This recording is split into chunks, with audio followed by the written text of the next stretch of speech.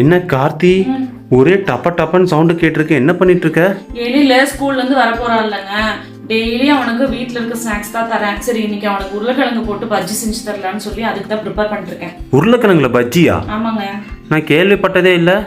அது ஒன்றும் இல்லைங்க, பஜ்ஜி மாவை கலந்து போட்டு இந்த உருளைக்கிழங்கு டிப் பண்ணி எண்ணெயில் எடுத்து போட்டோம்னா உருளைக்கிழங்கு பஜ்ஜி ரெடி. அவ்வளோதானா? உருளைக்கிழங்கு பஜ்ஜி செய்யறதுக்கு என்ன கார்த்தி ஃபர்ஸ்ட் பண்ணணும்? ஒன்றும் பண்ணக்கூடாது, பஜ்ஜி மாவு எடுத்து தண்ணியில் போட்டு கலக்கணும். என்னென்ன காய் வேணுமோ உருளைக்கிழங்கு போடலாம், வெங்காயம் போடலாம், கத்திரிக்காயில கூட போடுவாங்க, வாழைக்காயில போடுவாங்க. கத்திரிக்காயிலையா? ஆமாங்க, சூப்பரா இருக்குமாமா. நான் போட்டதில்ல, சும்மா ஏதோ வாய் இருக்குன்னு அடிச்சு. இல்ல புடலங்காயில கூட பஜ்ஜி போடுவாங்களாமா. புடலங்கால பஜ்ஜியா? ஆமாங்க. அப்ப எனக்கு பீட்ரூட்ல பஜ்ஜி போட்டு தெரியா கார்த்தி? ட்ரை பண்ணி பாக்குறேன். சும்மா வாய் இருக்குன்னு எது வேணாலும் பேசக்கூடாது. ஒரு நிமிஷம் தண்ணி குடிச்சுக்கிறேன்.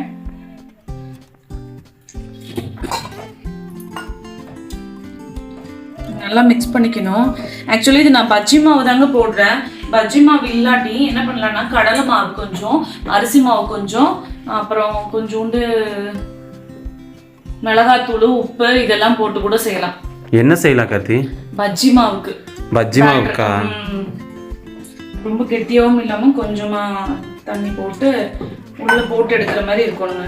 சரி கார்த்தி, இந்த பஜ்ஜி மாவெல்லாம் நம்ம வீட்டிலே செய்ய முடியாத மாவை செய்யலாங்க. அது அந்த கடலை மாவு, அரிசி மாவு, கொஞ்சோண்டு மிளகாத்தூள், கொஞ்சோண்டு உப்பு போட்டால் பஜ்ஜி மாவு ரெடி. ஆனால் நம்ம போட்டு மிக்ஸ் பண்ணுறதுக்கு தான் சோம்பேறித்தனை பட்டுட்டு இன்ஸ்டண்ட்டாக பஜ்ஜி மாவு மிக்ஸ்ன்னு விற்கிறாங்கல்ல, அது மாதிரி வாங்கி யூஸ் பண்ணுறோம். இதை யூஸ் பண்ணக்கூடாதான். சரி, வழி இல்லைன்னா டக்குன்னு இமீடியட்டாக செய்யணும்னா சீக்கிரமா செஞ்சிடலாங்க இது இருந்ததுன்னா. சரி கார்த்தி, இதை நீ செய்யற இல்ல, எழிலுக்கு இது பிடிக்கும்னு உனக்கு எப்படி தெரியும்? ஏங்க, உருளைக்கிழங்குனா விரும்பி சாப்பிடுவான். போன வாரம் வரும்போது ஒரு கடையை தாண்டி வந்தோமா, உடனே அம்மா பஜ்ஜி வாங்கி கொடு, போண்டா வாங்கி கொடு அப்படின்னா. வெளியெல்லாம் சாப்பிடக்கூடாது எழில், நானே வீட்டில் செஞ்சு தரேன்னு சொன்னேன். அதனால தாங்க. ஒரே நிமிஷம் இருங்க, கை கழுவிட்டுங்க.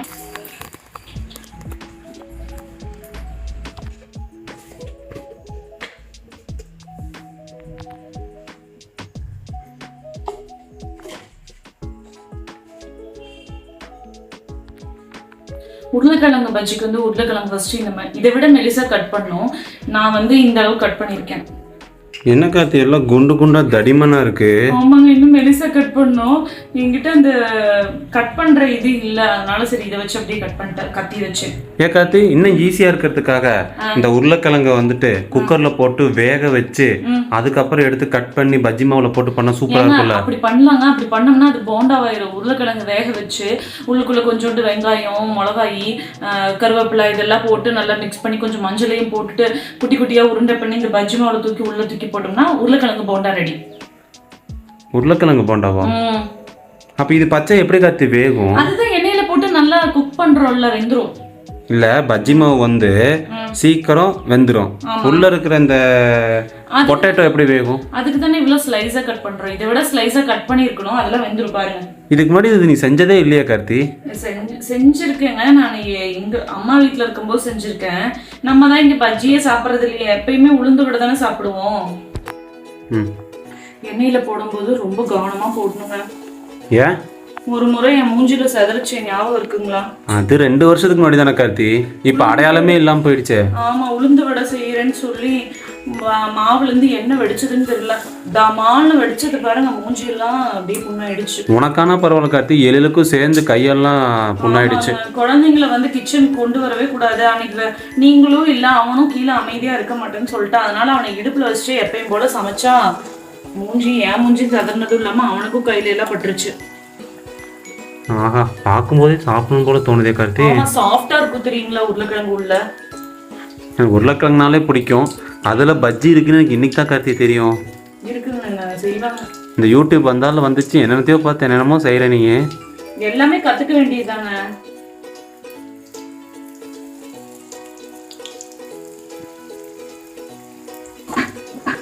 இருங்க, ஹேண்ட் வாஷ்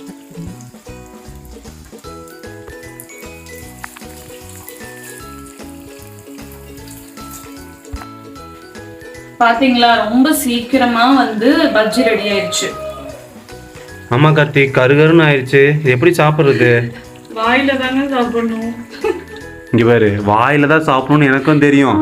கருகிருச்சு, நல்லா இருக்குமான்னு கேக்குறேன். நல்லா இருக்குங்க. என்ன ஆச்சுன்னா நான் இன்னைக்கு எண்ணெய் ரொம்ப கம்மியா ஊத்திட்டேன். மோஸ்ட்லி எண்ணெய் வந்துட்டு ஒரு டைம் யூஸ் பண்ணிக்கலாம், இல்லைன்னா 2 டைம் யூஸ் பண்ணிக்கலாம். அதிகமா வந்து இந்த மாதிரி குக் பண்ண ஆயில யூஸ் பண்ணக்கூடாது, உடம்புக்கு ஹெல்த்தியே இல்லை. அதனால அப்படியே நம்ம எடுத்து வெளியே ஊத்திடுவோம். எதுக்கு நிறைய எண்ணெய் ஊத்தி வேஸ்ட் பண்றது அப்படின்ட்டு கொஞ்சமா எண்ணெய் ஊத்தி போட்டங்காட்டி அது லைட்டா கருகிருச்சு. இப்பதான் புரியுது கார்த்தி, ஏன் மாசம் மல்லிகை பட்ஜெட் வந்துட்டு எனக்கு அதிகமாயிட்டே போகுதுன்னு. 5 லிட்டர் 6 லிட்டர்னு எண்ணெய் வாங்குற, அப்ப 2 தடவை யூஸ் பண்ணதுக்கு அப்புறம் கீழே ஊத்திடுறியாத? ஆமாங்க, ஒரு மாதிரி கருப்பாயிடும்ல எண்ணெயில இந்த மாதிரி பொரிச்சு எடுக்கும்போது. நம்ம கடையில போய் அவசரத்துக்கு சாப்பிடுவோம், அது எப்படி இருக்கும்னு தெரியாது, இருந்தாலும் வேற வழியில சாப்பிடுவோம். வீட்டுல நம்மளுக்கு முடிஞ்ச வரைக்கும் கொஞ்சம் ஹெல்த்தியா செஞ்சு சாப்பிட்டுக்கணும் இல்லைங்க. எண்ணெய் எவ்வளவு தெரியுமா விற்கிது 1 லிட்டரு? எல்லாமே விலைவாசி அதிகங்க. எண்ணெய் மட்டும் இல்ல, நம்ம சம்பளம் மட்டும்தான் முயல் மச்சி ஆமை மாதிரி நடந்து வருது. மற்றதுக்கெல்லாம் பயங்கரமா குதிரை வேகத்துக்கு ஏறிட்டு போகுது. அதுக்கு நம்ம வேலை செஞ்சோம்னா அதிகமாக சம்பளம் வரும் கார்த்தி. கண்டிப்பாங்க. நம்ம தான் வேலை செய்யறதே இல்லையே. இல்லைங்க, நார்மலாவே வந்து எல்லா விலைவாசியுமே அதிகமாயிட்டே வருது. காயில இருந்து நான்வெஜ்ல இருந்து சின்ன ஐட்டம் ட்ரெஸ் வரைக்கும் எல்லாமே ரேட் அதிகம் தாங்க. ஆமா கார்த்தி, இந்த லாக்டவுனுக்கு அப்புறம் எல்லா விலையுமே அதிகமாயிருச்சு. இப்பெல்லாம் ஒரு 500 ரூபாய் எடுத்துட்டு காய்கறி வாங்க போனா 500 ரூபாய் காலி ஆயிடும். ஆனா காய் கம்மியா தான் கிடைக்கும். ஞாபகம் இருக்கா கார்த்தி, நம்ம கல்யாணம் புதுசுல 2018 1 கிலோ மட்டன் 450 ரூபாயா 470 ரூபாய் சம்திங் தான் இருந்துச்சு. 4 வருஷத்துல இன்னைக்கு அது 1 கிலோ மட்டன் 800 ரூபாய் கிட்ட வந்துருச்சு. 800 ரூபாய்க்கு மேலேங்க. அப்ப 10 கிலோ அரிசி வாங்கினா 1.5 மாசத்துக்கு வரும். இப்போ அதே 10 கிலோ அரிசி தான் வாங்குறோம், பத்த மாட்டேது, 1 மாசம் கூட வர மாட்டேது. விலைவாசி எல்லாம் ஏறுது. அன்னைக்கு 10,000 வாங்கும்போது கூட நல்லா இருந்துச்சு, சந்தோஷமா இருந்தாங்க. சொன்ன மாதிரி கம்மியா சம்பளம் வாங்கி நம்மளோட கமிட்மெண்ட் எல்லாமே கம்மியா தான் இருந்தது. நாட்கள் போக போக கமிட்மெண்ட்டும் அதிகமாயிருச்சு, எல்லா செலவுகளும் அதிகமாயிருச்சு. அது காரணம் என்ன தெரியுமா கார்த்தி? நம்ம ஆசைதான். தெரியுதா? தெரியுது. நம்ம ஆர்எஸ்புரத்தில் இருக்கும்போது வீட்டுல எதுவுமே இருக்காது, ஆனா அவ்வளோ ஜாலியா இருக்கு. டிவி கூட இருக்காது, வாஷிங் மிஷின், ஃப்ரிட்ஜ் எந்த இதுவுமே இருக்காது, மிக்சி மட்டும்தான் வச்சிருப்பாங்க. அவ்வளோ ஹாப்பியா ஜாலியா இருக்கும். ஆனா இங்க பாரு, கால் வைக்க கூட இடம் இல்லாம அத்தனை பொருள் இருக்கு. வச்சிருக்கிறோம். அத்தனை பொருளும் வாங்கும்போது ஃபுல்லா எல்லாம் கேஷ் போட்டு நம்ம வாங்கல, எல்லாம் இஎம்ஐல வாங்கி இப்பதான் எல்லாம் ஒண்ணா அடைச்சு முடிச்சிருக்கோம். எந்தாலும் வீடு ஃபுல்லா ஆயிடுச்சுல்ல. ஆமாங்க, சந்தோஷமா இருக்கிறோம்னா நம்ம ஆசை கம்மி பண்ணிட்டாலே போதும். ஆமா கதை, வீட்டுல பாதி பொருள் எதுக்கு யூஸ் ஆகுதுன்னே தெரிய மாட்டேங்குது, வாங்கி வச்சிருக்கோம். பார்க்க அழகா இருக்குன்னு சொல்லி வாங்கி வச்சிடறோம், கடைசியில அது காசுக்கு தான் அது வேஸ்ட் ஆகுது. இதுங்க ஹேண்ட்வாஷ் பண்ணிட்டு ஒரு நிமிஷம். ஓகே சரி கார்த்தி, எதுக்கு இந்த பழைய கதையை பேசிட்டு நீ செஞ்சதை சாப்பிட்டு காட்டு கார்த்தி. கண்டிப்பா இருங்க, இந்த அடசலையும் எடுத்துட்டு சாப்பிட்டு காமிக்கிறேன். ஏன்னா ஃபர்ஸ்ட் நான் சாப்பிட்டேன்னு வச்சுக்கோயேன், அது நல்லா இருக்காது. செஞ்சவங்க தான் சாப்பிடணுமா? ஆமா. என்ன ஒரு பாசம் என் மேல. அப்படிலாம் இல்ல, நல்லா இல்ல நீ துப்பிட்டுன்னு வச்சுக்கோ, நான் சாப்பிட மாட்டேன்ல. உள்ள அந்த உருளைக்கிழங்கு வெந்துச்சா இல்லையானே தெரியல. அதெல்லாம் உருளைக்கிழங்கு எண்ணெயில போட்டோன்னு நல்லா சாஃப்ட் ஆயிடுங்க. நல்லா இருக்கா? சூப்பரா இருக்கு. வீடியோக்காக சொல்லக்கூடாது. என்ன சூடா இருக்கு? சூடா இருக்கா காரமா இருக்கா? சூடா இருக்குங்க, இருங்க உங்களுக்கு கொண்டு வரேன்.